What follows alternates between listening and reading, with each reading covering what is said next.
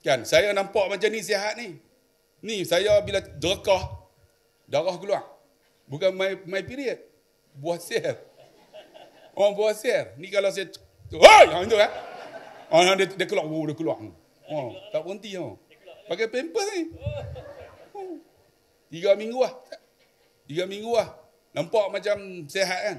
Rupanya bukan sihat. Tapi dalam hati saya, tak apa, Allah uji, Allah nak angkat darjat kita. Sebab tu ada di kalangan kakak kan, tak benar sakit no. Tiba-tiba Allah bagi kecil manis. Mungkin kakak duduk kat pintu syurga lah. Tapi Allah bagi kecil manis, Allah nak tempat dalam syurga dah. Sebab tu kita jangan susah hati. Semua tu ujian.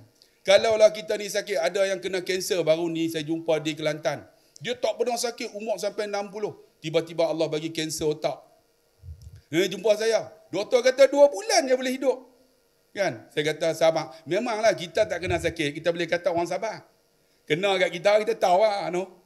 Kena kanser otak tu. Alhamdulillah dia terima tuan-tuan. Dia terima Allah panjang umurnya 2 tahun. Ketika dia nak mati, anak dia cerita, mati dalam keadaan redha pada Allah. Senyum aja dia lepas. Dia keluar. Dia meninggal. Allah. Sebab apa? Mungkin dia duduk dalam syurga dah. Allah nak tempat syurga yang paling tinggi. Syurga Firdaus apa? Dengan ujian sakit tu. Macam Datuk sakit jantung kan. Bubuh apa? Bosten dah. Datuk dalam syurga dah. Mungkin Allah nak angkat Datuk duduk yang paling tinggi sekali. Semua tu ujian. Kan? Ujian ni, afa hasibtum annama khalaqnakum abasa wa annakum ilaina la turja'un. Apakah kami ciptakan kamu ni sia-sia? Kita semua akan kembali. Nak kembali hebat ni, Allah uji. Sebab tu Nabi diuji. Bila diuji, dia di kalangan Nabi yang paling hebat. Sebab tu kalau kita uji ni, Allah uji, Allah nak tengok kita hebat tak hebat. Ada yang Allah uji dengan isteri pun ada. Kalau kak kena uji dengan suami, ingat tak? Asia, suami dia Firaun. Suami kakak Firaun ke? Lebih kurang lah ustaz. Suami kita tak Firaun ke? Suami kita nama Harun. Betul tak? Nama Usop. Layanlah kak, sementara ada suami. Satu hari suami tu tak ada dah. Betul tak? Suami tu tak ada dah. Jadi layan bila. Siapa sini yang tak ada suami? Cuba angkat tangan. Angkatlah tengok. Angkatlah. Amboi, sama malu pula. Siapa sini yang suami meninggal? Angkat tangan. Oh, ramainya. Oi.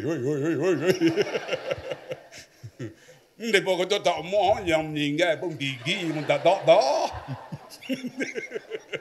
Tak apa, suruh mereka buah gigi baru. Buah gigi kan. Tapi nak bagi tahu, Allah uji dengan suami, Allah uji dengan isteri. Tak apa, dengan ujian ni Allah nak angkat darjat. Sebab tu saya selalu sebutlah, mak saya meninggal. Ayah saya sampai sekarang tak menikah. Mereka duk main macam ni lah ustaz. Hari Sabtu mai 2-3 biji bas. Saya pun ceramah. Tanya, siapa sini mati suami? Semua angkat tangan. Banyak macam tu lah. Hak mana jadi janda tu kan nak duduk rumah meluat. Tak tahu nak buat apa. Pilah Ustaz Kazim. Satu Ustaz Jeffrey. Pergi tempat saya. Saya kata, loh ni semua janda. Janda Ustaz. Oh, ada mana duda-duda. Saya kata ada duda. Semua pakai tungkah hadut seret kaki. Mau tak? Dia kata tak mau bagi hak macam tu. Tak apa, mereka ni kaya, menikah seminggu mati dah. Allah, sebab tu Allah uji kita dengan suami, dengan isteri. Saya nak abang kan, mak saya ni menikah dengan ayah saya 60 tahun lebih. 60 tahun. Tapi dia tak pernah sebut nama. Ayah saya nama Harun, kau nak panggil On, tak ada. Dia panggil apa? Abang. Abang. Kau panggil abang tak? Panggil lah abang. Ni saya pernah pergi cerita tuan-tuan pergi ke Pendang. Dia panggil suami dia sampai-sampai umur 70 lebih. Kan? Sampai-sampai umur 78. Saya sampai dia nak angkat ayak, nak panggil bini dia tu, dia panggil apa? Hut. Bini dia jawab. Hut, hut.